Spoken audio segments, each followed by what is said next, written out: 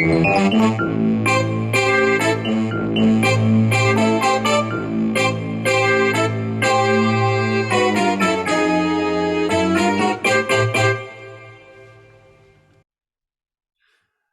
colleagues, and welcome to the 101st Room 101 edition of the Frank and Stan chat.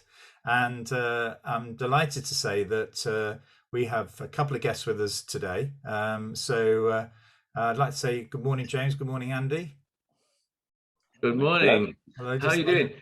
Can I ask, by the way, I was curious, that Frank and Stan, is that a play? Is that an intentional play on Frankenstein? Well, when you sometimes people use the sort of text underneath, so I don't know what it's called. I think you know it, Stan. What's it called? What? Sorry. When you look at a video on your phone, sometimes it comes up with the text interpreting, or telling you so you could read it. And when that comes up, it always says Frankenstein. So what happens is when we start these, I always try and stress Frank and Stan so that it doesn't pick up Frankenstein. But, who cares? We did have one Frank and Satan, didn't we? Right. Well, we talk about the government and actions in education. They're not slowing down, are they? So, things are just happening all the time. And this week has been another incredible week. So really, it's been a struggle, really, trying to pin this down to what's caught your eye this week, down to one item. So at the end, I think I'm going to have two. But anyway, let's kick off with James and Andy. Do you want to just introduce yourself so everybody knows who you are? So James, do you want to kick off? Yeah, thank you. Hello, I'm James Mannion, and until very recently, I was a colleague of Andy's at the UCL Institute of Education. And I very recently stepped out of that role because I'm doing lots of other stuff, and that's all really taking off.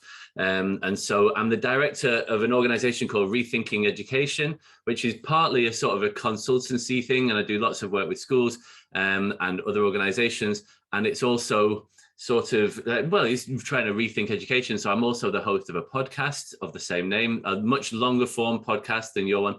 Later today, I'm releasing an episode with Mick Waters and Tim Brighouse that's 3.5 hours long. Wow. So they're long form, those ones. And so I do lots of stuff around trying to agitate for change. Brilliant. And Andy? So as James has said, I'm a colleague of James, and although James says he's leaving our centre, he doesn't really know that we'll be coming straight back and asking him to do some work. But anyway, I work down although live up in the northwest. I work with the UCL's Centre for Educational Leadership in the IOE, and I lead on a couple of things. One of them is the new MPQs. But I'm involved in research. I'm involved in our MBA and some other things in the centre. So, but it's been great working with James. So, James, we won't forget you. I'll let you go by the sound of it. Like Hotel California. Yeah. Right, Stan, what's caught your eye this week? Well, it was a piece. It was on Twitter. I'm not sure if it was last night or this morning. I read it last night. I read it this morning by Laura McInerney, and it was her synthesis of what she describes as 1,000 interviews with teachers and school leaders about the pandemic, with the three questions: when did you realise it was bad? What was the worst professional moment for you, and what was the best professional moment for you? And she's synthesized the answers into sort of, everyone felt it was bad round about the March when things were seeming to go bad in other countries, and it looked like were going to happen here.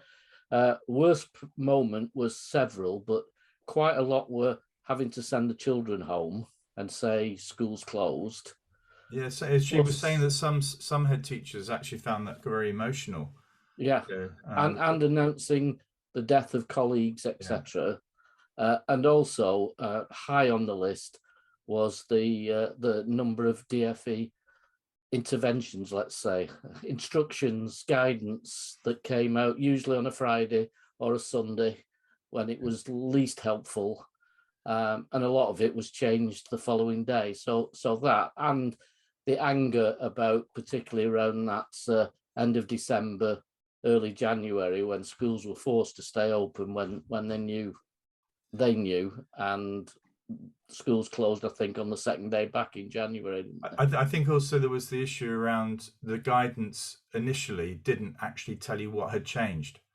So no, that's right. You had to read through the guidance and compare it on a Friday night at 7 o'clock, trying to interpret that. Now that did change, but actually for me, that sort of revealed something quite deep about the lack of awareness of what it's like to be a head teacher in these times. That actually I think most people would have thought, I probably just need to concentrate on telling people at this time of the day, at this point, apologize for the fact the guidance is late, but then just say, well, these are the only bits that have changed. Nothing else has changed. But instead, they just issued the guidance completely again. During that time, Frank, we were looking at the school's plan, the sort of emergency plan for dealing with it, and that was the same thing. It was frequently updated, but thankfully, the head that I was working with had the sense to just highlight the bits that had changed from the previous version that we'd approved. Andy, we talk on our MPQs about the VUCA world of volatility, uncertainty, complexity, and ambiguity. Yes. And it was this is a perfect example. I mean, I remember, I chair a trust up in Manchester as well, and remember saying to the CEO at the very beginning, how are we going to work with this space? Because it's all of those things. And it was, we are probably the best position to know what we need to do for our community. Yeah. And we're going to try and implant this kind of policy that comes from the centre, which won't meet our need. And it will just break. Yeah. And so it was a really interesting world. James, you were going to say something there, were you? Yeah. So this actually, I was saying that we might find a way to shoehorn in some implementation science. So some work that I've been doing in the last few years has been looking at how to implement change effectively. I've been very, very obsessed with this question for the last sort of 3 years or so in particular.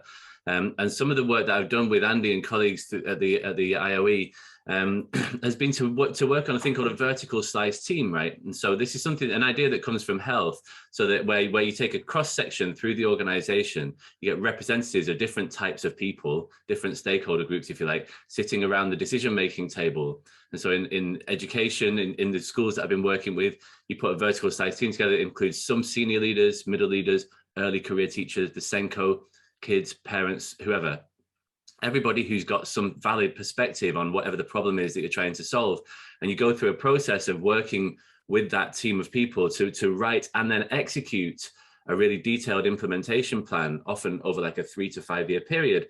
And so it's not just a consultation exercise. That vertical slice team essentially becomes the executive tasked with overseeing that particular policy. And it's unbelievably effective. And last Friday, I did a TED talk, a TEDx, I should say, which was called Implementation Science for the People. And I was making the case, like, this is how we should run society. Like, imagine if the Department for Education was run by a vertical slice team that included some politicians and cabinet ministers, but also included at the decision-making table, head teachers and school leaders and early career teachers and part-time teachers and Senkos and early years people and so on.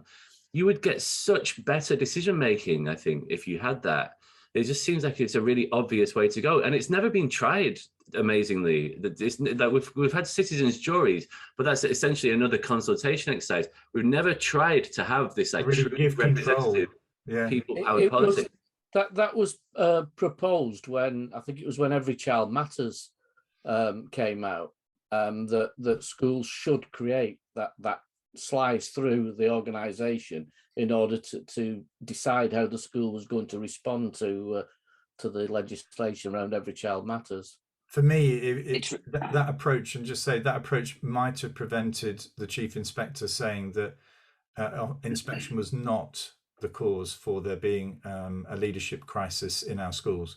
Actually, if you surrounded yourself with a broader range of people than the advisors, and and you visit schools that actually aren't all outstanding, and you go to the ones that you've just put into special measures, because I don't see the chief inspector rocking up to those sorts of places. But that sort of approach does enable you to get a broader range of views, which I think must help decision making. Well, that I links think the in a way interesting- with Just go Laura's to Andy there, story. Stan. Yeah. I I just say think the it links in interesting with question. Oh, go on, Stan. No, you go, Andy. You're the I guest. think, well, can I say, first of all, I preface what I'm about to say by we at the centre have a good working relationship with the DfE. But when you think about the vertical slice and then ask the question, who are the stakeholders? I think a really interesting question would be, where would the DfE sit in that vertical slicing as a stakeholder, and why they sit where at the moment? And I'm not saying where they should sit. It's a pondering thought, I think, more than anything. But it's in the devolution debate as well, isn't it? You know, in a way, this is, I mean, the work I do with the Northern Powers Partnership, it's around, this is around trying to make control and oversight as close to delivery as possible. You know, for me, what James was saying was about, that's something that can exist within an institution, but also can sit within a community, can sit within local government, but actually it's seen as though the election of a individual is meant to represent everybody's view, and that seems to me pretty, I mean, I understand that can go so far, but in order to get policy right, you need to have the sort of strands of how it's going to affect people in different ways. Yeah, it's about agency. Yes. Where does agency sit? Yeah. The conclusion that Laura comes to fits in with that as well, because she says that one of the worst things about it from head teachers was the uncertainty, but the best thing about it was coming back together as a community. So is the opposite of everyone being uncertain, people acting as a community, or being part of a community. And the more I thought about that, the more I thought that, there's a leadership role in there where you can't be uncertain. So creating a community around you puts you in a position as leader that you have to get some certainty. You have to be able to show some certainty. I think there's something needs a bit more research around that. I think that's a really research. James is your man. I mean, James, let's go to you for what's caught your eye this week. Yeah, in a competitive field, because it's been an eye-catching week, I'm gonna go with George Monbiot's piece in The Guardian, which the headline was "England's punitive exam system is only good at one thing: preserving privilege." And so that caught my eye, but also the inevitable backlash from all of the predictable quarters. It ruffled all the right feathers, let's say, and it's something that's just like one of the things that people seem to get quite agitated about is the idea that like non-teachers would deign to have an opinion on what happens in education. Often I've noticed that within the teaching profession, there's sometimes a little bit of a sort of like a territorial sort of defensiveness. It's sort of like, you don't know how hard it is to run a school, sort of just keep your hands off sort of thing. But also people often say you're not allowed to have a critical opinion unless you've got a fully worked out costed solution to this crisis. Just don't even open your mouth sort of thing, which is interesting, isn't it? That you're only allowed to criticize things, that you're only allowed to be a film critic if you've got a better script, say. But one thing that I've been really interested in is and it's true that like, alternatives to the exam system are really hard to think through, and there's lots of bias involved in teacher assessments. There's lots of problems with coursework and so on. Workload for teachers is a burning issue, but I was just wondering whether the answer, and this is a controversial point, I'll be interested to hear your thoughts, is to make them optional. Right, so it's not to say like that. It's not that exams are bad. Exams are a really good idea. We should have them, but mandatory exams, forcing all of the young people to sit them at the same time, regardless of how ready they are, regardless of what's going on in their lives. And then what's really interesting is that people often say, well, they're not mandatory, like they are optional at the moment. And I think, well, great, like, let's just be honest about that. Because it's not presented to kids as an option. It's presented as this big high stakes trial by ordeal that they've got to go through, and they become aware of it at age 3 or something. It's like this massive monolith that they're working towards. Let's just be honest about the fact that they're optional, and make it optional to, even if you just make it optional as to when they do them, like just in time exams. Yeah. But it's so clear that we need to break this thing open. There's so many young people and their families who are suffering as a consequence of this ridiculous one-size-fits-all assessment system. So all power to George Monbiot's elbow is my... I think it's interesting. There was a tweet out again today, as if we do nothing but read tweets, but I think it was just highlighting a bit of research that's coming out on Monday, which is proposing a different approach to assessment, national assessment. But the point that within that tweet, it said, we've actually got a grading scale that actually falls off a cliff if you don't get a 4. And the white paper is saying if you don't get a 5. So actually it's condensing everything down. And actually a lot of kids early on, they work out, actually, I'm not going to get that 4 or that 5. So what's the point? Yeah. The fact that they might get a 3, actually we've devalued that 3 and what it's worth. I don't think anybody really knows what a grade 4 English looks like. If you're not in education, you have really no idea what that actually means. But it's become sort of like an easy way of referring to pass fail. Yeah. And that's, I think, very damaging, particularly for those who are up against it, who don't start on the start line with all the other kids. That's the thing that does it for me. They're way back here. They've made loads more progress than most of the other kids. But you know what? They just fall short in the final few strides as they get to the finishing line. In some cases, Frank, those are the kids that go on, go through, folks, go through. In some cases, they're a year younger. Yeah. So we talk about them being judged at the same age, but they're not the same age. There's up to 12 months difference in their age. I think the other thing you talked about there was sort of boys and competitive nature. And I remember talking to a professor, I think it was in Cardiff University, and he said, yeah, boys are competitive as long as they think they can win. But the moment they don't think they can win, that's interesting. I'm not going to take part. Yeah. Well, they do. Go on, Andy. Well, I was thinking about this in the terms of, so my morning this morning has been taken up by the fact that my daughter has been involved in a car accident. Oh, wow. Where she's okay. Yeah. First of all, but she passed her driving test on Tuesday. Oh gosh. So she's passed the test, and it brings you back to the point of what's the purpose behind all of this stuff that we do. So when you pass your test, what does it mean? Yes. Because within 3 or 4 days, she's gonna, whacked it into something, and you think, well, what is the purpose behind these? You get a 4, and I remember speaking to somebody that Frank knows very well about what does a level 4 child look like. I mean, it's a bit like the Guess Who, the Guess Who game where you say, have they got a beard? Have they got glasses? But it's like, well, what's the point of it all? Because 3 or 4 days ago, someone said, you've passed your driving test. And then a few days later, when she's in the kind of the reality of out there, whatever out there means, she hits a car. And then it's like, well, what now do I do? And obviously, as a loving father, I say, don't worry about it. You're okay, and we'll look after you. And then all of those. Get onto the bloody cost of insurance. but it's like, well, it comes back, because I've always thought, thinking about learning to drive as an analogy of this stuff, because it's very clear what you're trying to do when you learn to drive, and then you pass a test, which is full of ambiguity, and you go on that test, and is there any driving test that is ever the same? No, because you are out there, and like someone could step out at any point. It is such an ambiguous space in terms of a test.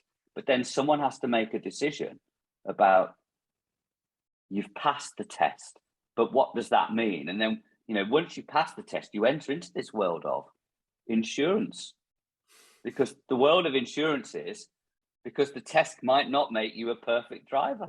It's a really interesting kind of, space to think about. What does passing a test mean? And, I remember sitting I was at a hairdresser's once and sitting and watching, and there was a hairdresser, and they were a trainee. They're doing an MVQ, and they got the assessor from the local post-16 college sitting next to me in the queue, watching this trainee cut somebody's hair. And I saw them ticking off all of these boxes about whatever it was on the. But the one thing they didn't ask at the end of it all was, did the client like the haircut? Yeah. that was the one thing they didn't ask.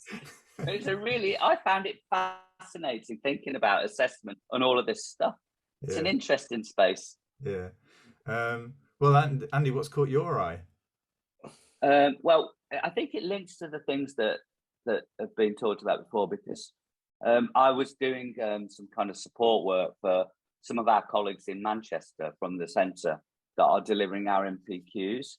And what's great about it is I get to sit with kind of people that when the people on the programme are doing stuff, you get to just chat to people, and just that's the really reason why I do this stuff. It's really interesting. And I was listening to a CEO and a head teacher from the same trust talk about what their life has felt like over the last 6 weeks, and kind of talking about it's been the worst 6 weeks of the whole pandemic. And yet you look at the press and you think, we're led to believe that everything is back to normal. And it's that kind of paradox between the lived reality of, there definitely isn't what I knew as a head when I was back in the day when I was a head. I never faced any of the things that they've faced in the last 6 to 8 weeks. And I remember thinking back to how there was talk at the very beginning of the pandemic that this could be a moment of change, where all the cards have been chucked up in the air because we don't know what, we've never experienced how to be in this kind of world. And everyone is really quick now to try and feel like they want to bring the cards back into where they were before everything happened. But it's causing a tension in the way they sit in that kind of routine. And I don't know what the answer is. I just noticed it, that I thought, this is kind of not a great space. And there was, the author Yuval Noah Harari, who wrote the book Sapiens, and he wrote, there's a quote from him that says, he said, yes, this storm will pass, but the world that we will inhabit will be a different world. And it's like we feel in education as if we've got this desperate need to bring all of the cards back into where they were before that everything was chucked up in the air. And is it the right thing? And I think it comes back to the question about assessment. It comes back to the question about what people should be doing, that question around, community. I think, what does it mean for all this desire to bring things straight back to how they were, where we've got this sense of security, where we knew what the world looked like, even if it wasn't the greatest space to be in the first place? So that's just kind of caught my eye this week. Or what about those people, Andy, you think are trying to push now, but it never really happened? If you have an Ofsted inspection now, you're not even asked about how you've coped for the last 2 years. So it's as if that didn't happen at all. And now, part of you putting the cards back in the same place, Ofsted are still dealing the same cards that they were dealing before the inspection, before the pandemic, without really taking any context in. I know they say they do, but if you read any reports, it's never mentioned. No. Apart from one that I've read where the governors were blamed, or COVID was blamed for slowing the governors down in setting the curriculum. And so the school was not a good school. It was interesting because a couple of weeks ago, I phoned up a head who was inspected in the autumn, and they went down 2 grades. And when you look at the report, if you read the report without looking at the overall effectiveness grade, you think this was a great school, but actually it was judged not to be a great school because during the pandemic they didn't make sufficient progress in developing their curriculum. What?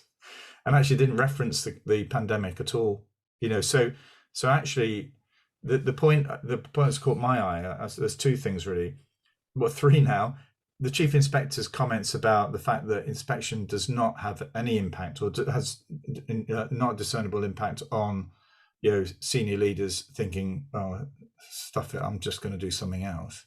The other thing was around the Social Mobility Commissioner's comments about why women, young girls, are not studying chemistry and physics.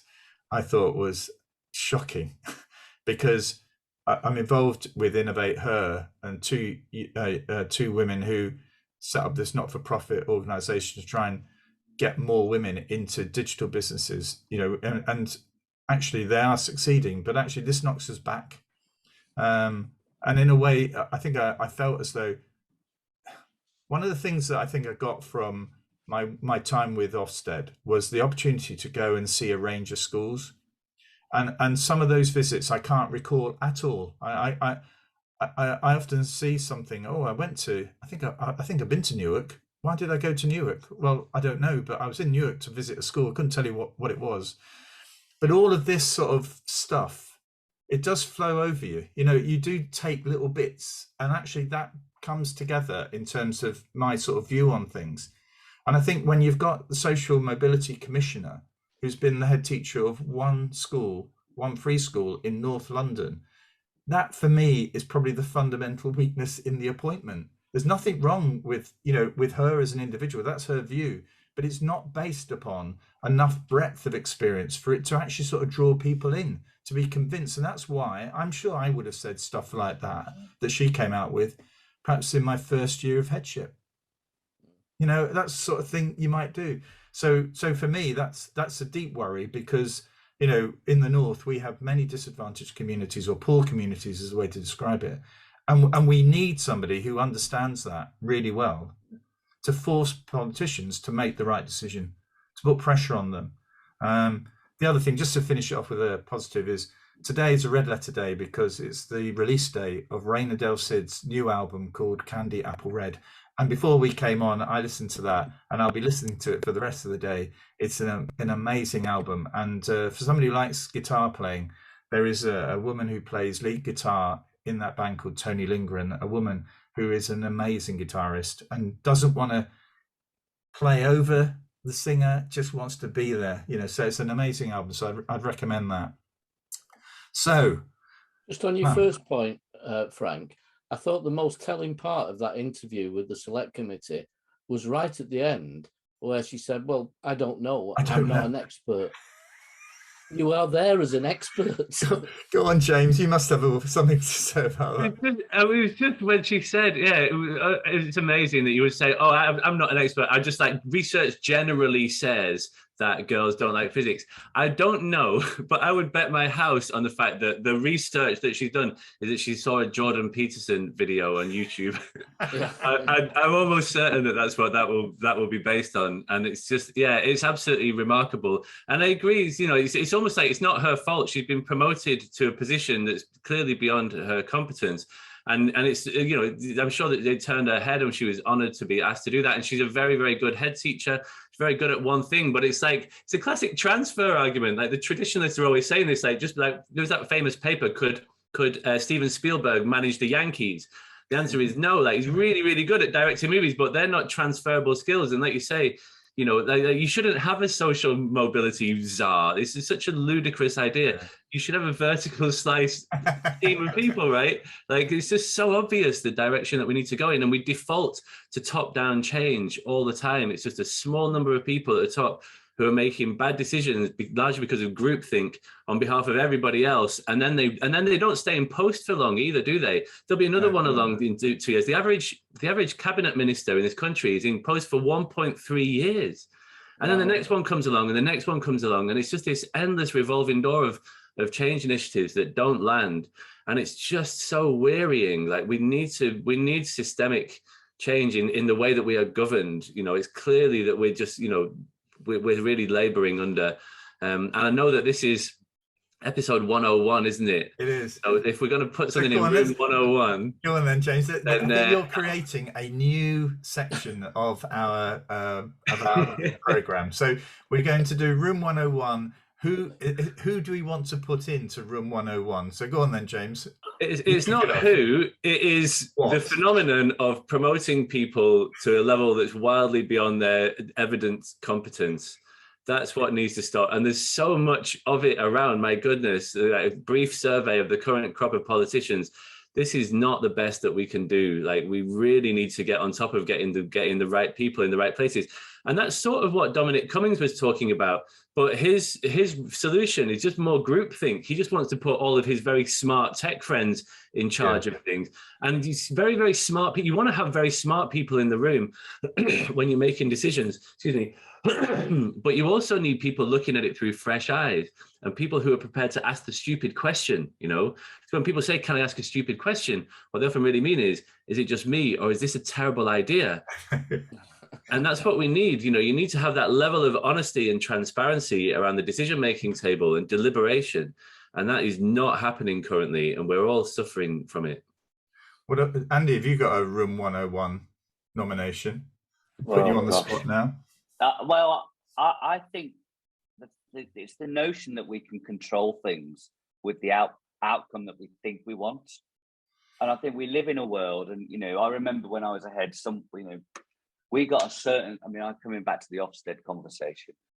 The schools I led, one of them got a certain outcome, and I got in trouble because I refused to put a banner outside the front of the school because of what the outcome was.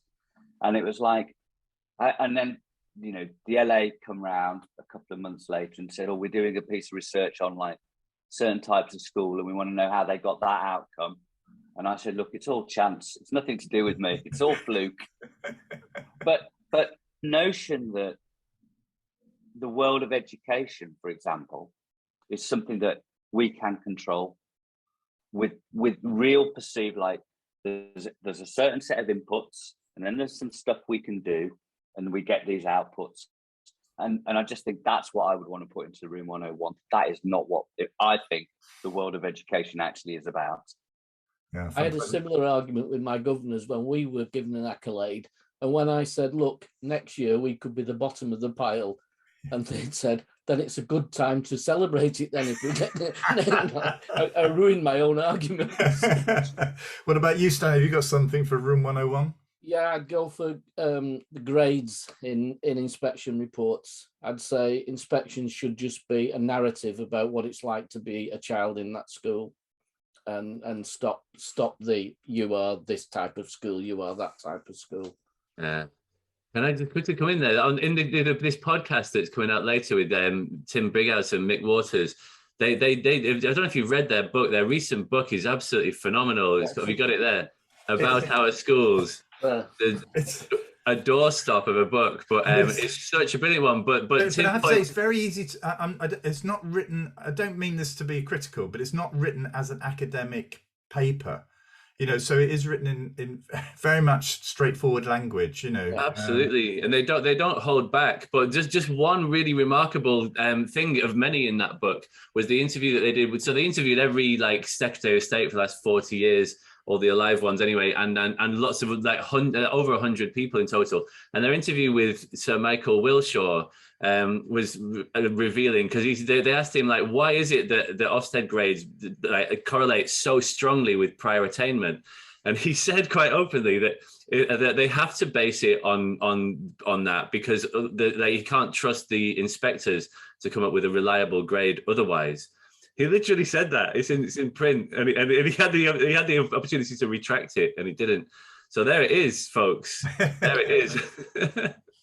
I think it's interesting. I want to say something, because actually I work with Sir Michael on 2 inspection frameworks, and one of the things that Michael Gove did before Wilshaw became chief inspector was that Gove and Cummings withdrew the progress judgment that was based on contextual value added, and there's lots of academic research about the validity of that, but it was an attempt to try and cut through that, and actually the coalition government, particularly the Tories within it, they wanted to get rid of all this sort of thoughts around community.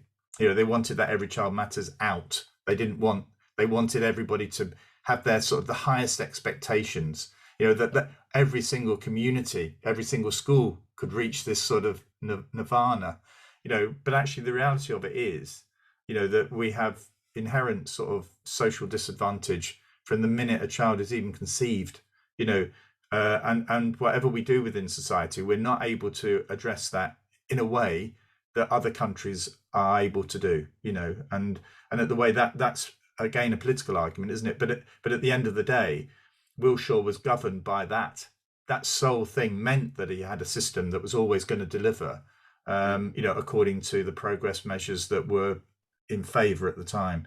And I know there's a guy called Dr. George Leckie at Bristol University who continues to push the contextual value added argument. He won a BERA award for that research a couple of years ago. The government don't want to hear it. They just don't want it, but actually that it gives inspectors a little bit more of a sort of insight into how well is this school doing compared to similar sorts of schools, which they don't have at the moment. I think we have a system at the moment in inspection which actually supports what Michael was saying, in that it's even got worse, that it's basically what you think. Yeah. Because the external measures are not there, or allegedly are not there anymore.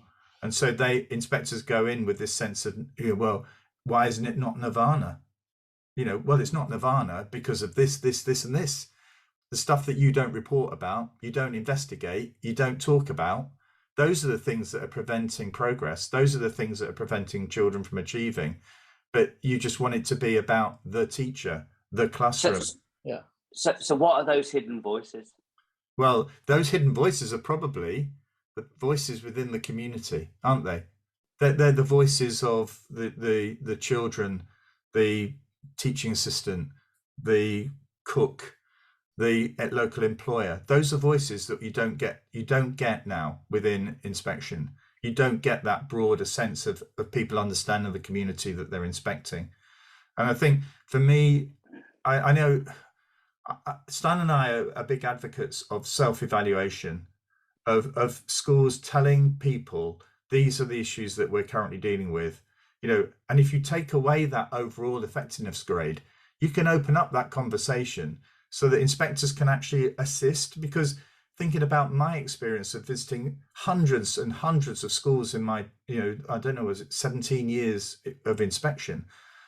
I can bring that. I'm not here to turn your school around.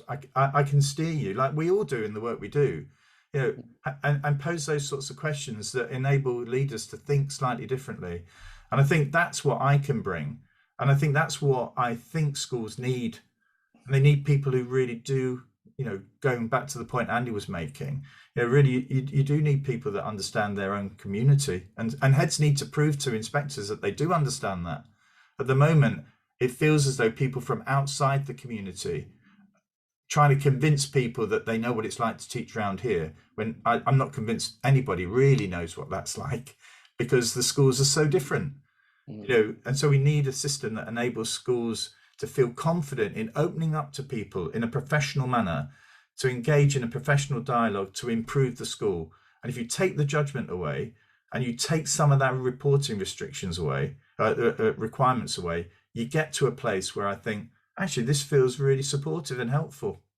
The problem from a government's point of view, though, Frank, is that would eventually, if we were always contextual, would eventually show that it's not schools' fault. Yes. And that's an area that they don't want. No, they don't want to go. That's where the coalition government got to. They just didn't want to go down that road. The Every Child Matters agenda was out, and the children's centres were out. I remember doing a survey where for Ofsted, where I visited about 6 or 7 of these, and the hypothesis at the beginning of the survey was the middle classes have taken over the children's centres. That was the hypothesis, and that was then used to write up the Ofsted report that led to the demise of children's centres. I mean, the issue there is, well, how do you stop the middle classes from having access to the children's centres? It's not a case, those children's centres are still needed. They're needed now. They're being created as, was it family hubs now? They're being recreated. So yeah, I don't know. Did I answer Room 101? No. No, I think I'd put all that. I think I'd go with Andy and others about the sense of giving back to schools a sense of their own community that they serve those, and that they should celebrate that rather than be criticised by politicians for the fact that it's not quite as good as it is in Newham. Yeah, I really don't give a damn about Newham, to be honest. I mean, if I'm in Blackpool, I'm in East Manchester, whatever, that's what I'm concerned about. And Newham is very interesting, but it's not East Manchester and it's not Blackpool. So don't try and compare me in that way. It's a really interesting space what you've just talked about, because so I chair a trust in East Manchester. I chair a members board in rural Cheshire of 2 MATs. And at the beginning of the pandemic, obviously people were saying, oh, we don't want to have, we don't know what this world is. But in the one school, we were saying, or the one trust we were talking about, for the kids' safety, we need to get as many kids into our building because of the communities that we serve. Yeah. And in the other trust, 20 miles down, the M56 and then a bit down the M6, it was, we need to get as many kids out of out of the buildings as possible. And those are 2 communities which are about 30 miles, as the crow flies. But coming back to what we were talking about at the beginning, there was all of this policy that was coming out that was meant to serve both of those communities. And I had a CEO in one place talking in this ear and a CEO in the other one talking in this ear. And I'm thinking, what do you say to them? Mm. Because it's what we're getting doesn't work. Well, that's over 40 minutes, believe it or not. It's funny how it goes so quickly, isn't it? Can I thank you both for joining us this week? James, do you want to give a plug to that conference that's coming up before we go? Oh yeah, thank you. So in the spirit of the vertical slice team, one thing that I've become concerned about in recent years is that like the number of voices that we hear, the prominent voices in the education debate, come from quite a narrow range, and it's often like former school leaders or current school leaders and big name sort of people with big Twitter followings and so on, who write all the books and who sort of have got the lion's share of the conversation. And there are so many people whose perspectives are really valid, but whose voices aren't heard. And I think particularly about parents and carers and young people themselves.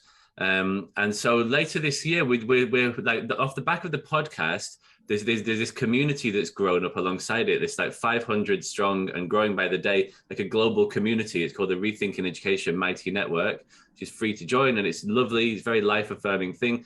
And this thing really feels like it's building ahead of steam. And so later this year, we're hosting a conference for the first time, which will be in London at a beautiful school called Addie and Stanhope, which is in New Cross. Nice location and lovely school. And it's an attempt to bring together people from 5 sort of different demographic groups, if you like: mainstream educators, alternative educators, parents and carers, young people. And then there's a miscellaneous group of sort of like broadly like education reform. People like you. Yeah, exactly. People like me, people who no longer serve a useful role other than just to, sort of, to self-aggrandize with big ideas about how we should fix everything. Researchers and psychologists and union types and what have you. And so we want to attract roughly equal numbers. We're aiming for 500 people, but only 100 from each of those 5 demographic groups. And we want them to be equally represented on the platforms as well. Interestingly, classroom teachers also often complain that they feel underrepresented at conferences. So the speaker applications are still open and for another few weeks, and we've had lots and lots of interest in it. And I think it's going to be really interesting. And so the broad name of it is just called Let's Get Together, right? Let's just come together in the same space and just listen to one another and go to talks that like where it's people who are not like you, so that you can just start to expand your echo chamber, your sort of reality tunnel, if you like, to take in other perspectives. And we'll see where it goes. There's no agenda at the moment. It's literally just let's bring people together and see what they have to say. So if you fancy that, come along. It's on Saturday, the 17th of September. If you look on my Twitter profile, my twin my pinned tweet. Or twinned Pete maybe is about that conference. So I'm rethinking James on Twitter, or you can Google it. I'm sure you'll find it very easily. But do come along, and Frankenstein, if you fancy a jaunt down to London on that Saturday, it'd be lovely to see you there as well. Fabulous. Yeah, we'll have a look at that. Thank you, James, and thank you, Andy, for joining us again. I'm sure we'll have both of you back again. And thank you also for creating a new slot on the Frank and Stan chat of Room 101, and that will survive. So we'll put that down to you. So thank you for watching, everybody, and for listening, those who are picking it up on the podcast. So we'll be back with another guest next week. So until then, take care and goodbye. Bye.